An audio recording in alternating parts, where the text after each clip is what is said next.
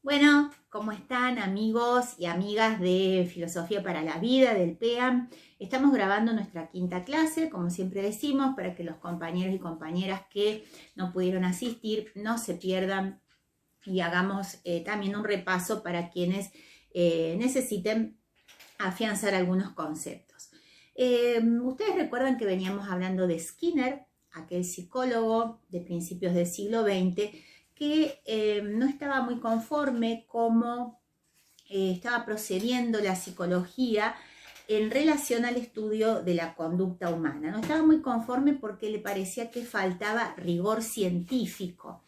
Esto en filosofía se denomina rigor epistemológico, es decir, consideraba que las entidades o los conceptos o las categorías con las cuales se estaba abordando la explicación de la conducta humana, en el sentido de cómo procedemos, en el sentido de qué elegimos, por qué decidimos, dónde residen esos centros de decisión, del deseo, del pensamiento, del conocimiento. Habíamos dicho que Skinner consideraba que había una debilidad epistemológica. Por lo tanto, decidió encauzar todas sus investigaciones sobre la conducta humana en términos de justamente rigor científico, rigor epistemológico. A partir de allí es que decidimos retomar un poco el concepto de epistemología para entender qué significa este posicionamiento de Skinner. ¿Qué significa buscar rigor epistemológico, rigor científico en las investigaciones acerca de la conducta humana? Nuevamente, nuestro alumno, le vamos a pedir que nos deje un ratito continuar con la clase. Bueno, decíamos que epistemología tiene el vocablo epistemología, tiene una raíz griega, la raíz griega es episteme, y que significa ciencia. Ciencia quizás en un sentido un poco más amplio al sentido que hoy nosotros le damos a la ciencia, que lo circunscribimos al ámbito justamente de la investigación de aquellas personas que se dedican a indagar en temas puntuales para obtener resultados que beneficien, que de algún modo afecten la realidad tanto natural, social, cultural e individual también, si pensamos en términos psicológicos o individual a medias. Episteme entonces para los griegos significaba ciencia en un sentido más amplio, en un sentido de un saber fundamentado, un saber argumentable. En los griegos episteme, ciencia, se oponía a doxa. Por doxa los griegos entendían opinión, es decir, aquel discurso en todo caso no fundamentado, aquel discurso que no tiene un soporte en razones válidas para todo el mundo y que no tiene un soporte por el cual podamos decir que esa opinión, o sea, la doxa, nos está enfrentando con la verdad, que es teóricamente lo que buscamos cuando estamos en un proceso de conocimiento. Buscamos la verdad de las cosas, para decirlo así un poco en términos también del pensamiento griego y un poco más general. Ahora bien, lo que nosotros denominamos hoy epistemología nace con toda la fuerza y como un ámbito muy importante de de la filosofía nace en la modernidad, digamos siglo XVII, XVIII, XIX, y se sigue desarrollando, por supuesto, hasta nuestros días. Pero cuando realmente aparece con toda su potencia es en la Edad Moderna. ¿Por qué? Porque en la Edad Moderna se da este acontecimiento inusitado, tan decisivo, determinante, condicionante para el resto de la historia de la humanidad, como es la consolidación del conocimiento científico.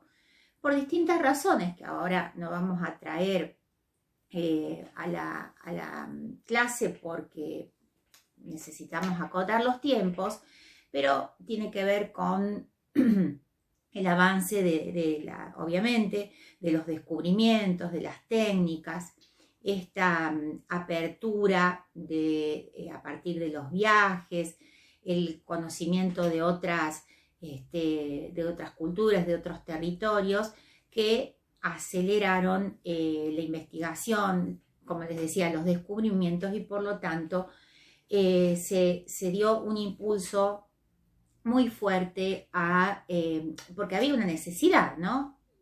de producir conocimiento científico. Entonces, si nos queremos preguntar qué es la epistemología, decimos en primer lugar que nace como respuesta desde el punto de vista filosófico al avance, a la consolidación, a la fortaleza que adquiere la ciencia en la edad moderna. Y nace con el objetivo de evaluar, de analizar todas las categorías, todos los conceptos con los cuales trabaja la ciencia, como para generarle un fundamento, en este caso filosófico, o sea, epistemológico, al conocimiento científico. ¿Por qué hace esto? Porque fíjense que el conocimiento científico termina por ser el conocimiento por excelencia. Es decir, no hay ningún conocimiento que pueda ser considerado desde la modernidad un conocimiento verdadero, un conocimiento consistente, si no pasa por las pruebas o las metodologías científicas, que fundamentalmente están concentradas o basadas en el término de la percepción. Con la percepción de los sentidos, nosotros podemos ver, podemos oler, podemos oír, podemos tocar, podemos gustar, y con eso podemos experimentar. El experimento, ustedes saben que es un recurso sumamente central en la producción de conocimiento científico, dado que la experimentación nos permite reproducir los fenómenos tantas veces como sea necesario, los fenómenos de la naturaleza, los fenómenos del ámbito que estemos investigando, y esto nos permite, como les decía,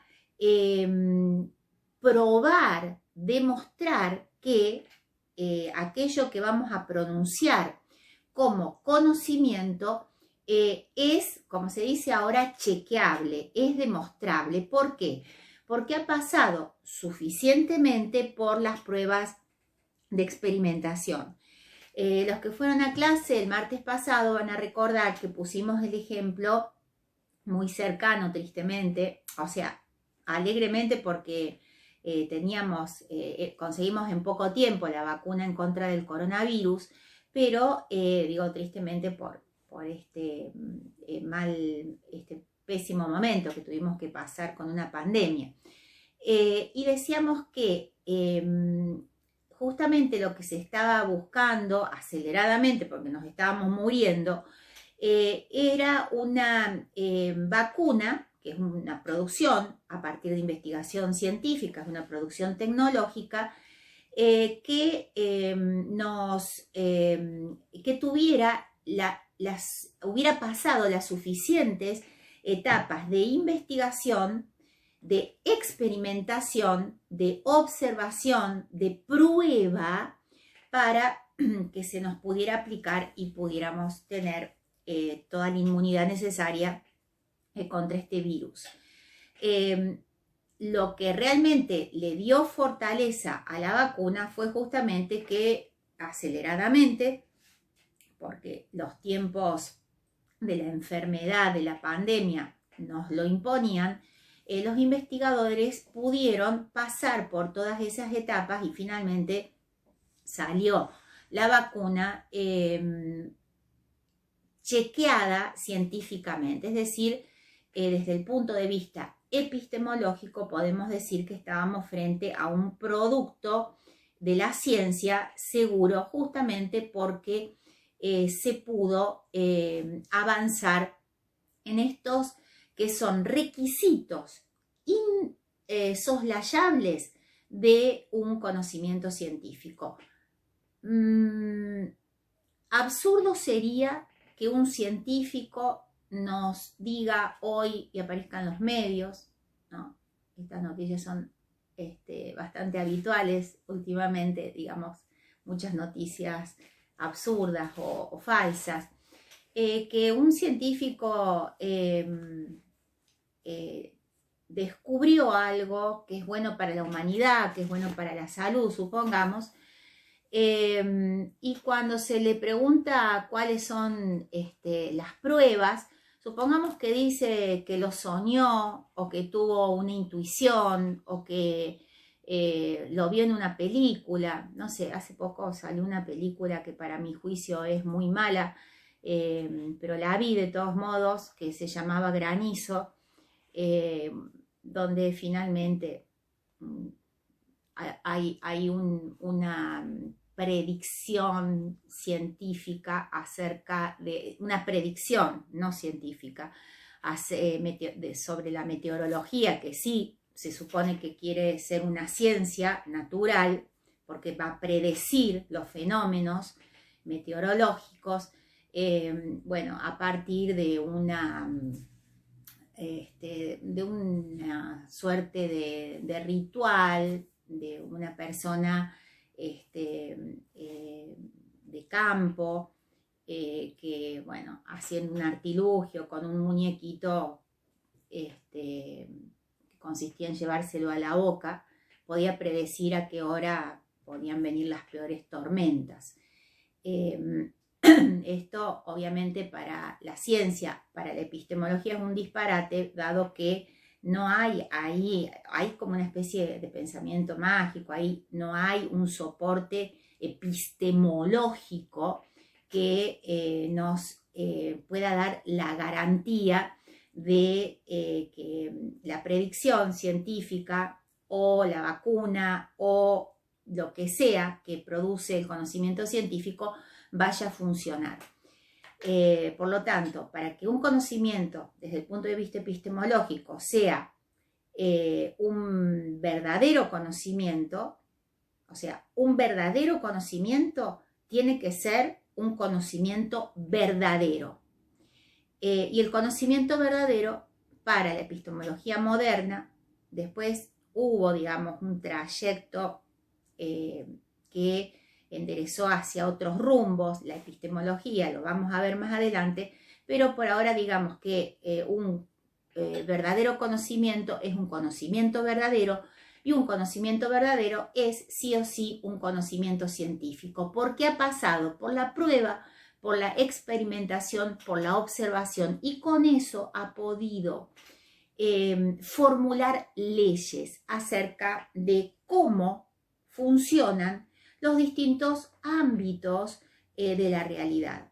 ¿Por qué? Porque los fenómenos naturales, la naturaleza, habitualmente, siempre, funciona con regularidad.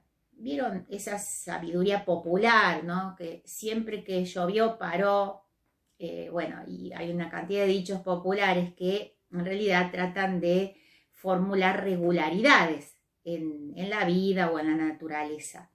Entonces, la ciencia lo que hace es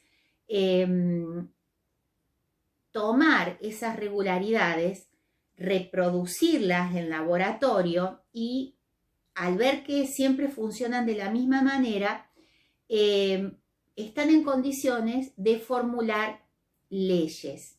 Por ejemplo, si quisiéramos poner este ejemplo tan escolar, siempre que llovió paró, bueno, siempre que se observó que llovía paraba, entonces de ahí podemos formular una ley que diga cada vez que llueve para. Esto, el ejemplo es muy, habíamos puesto en clase el ejemplo de todos los cuervos son negros.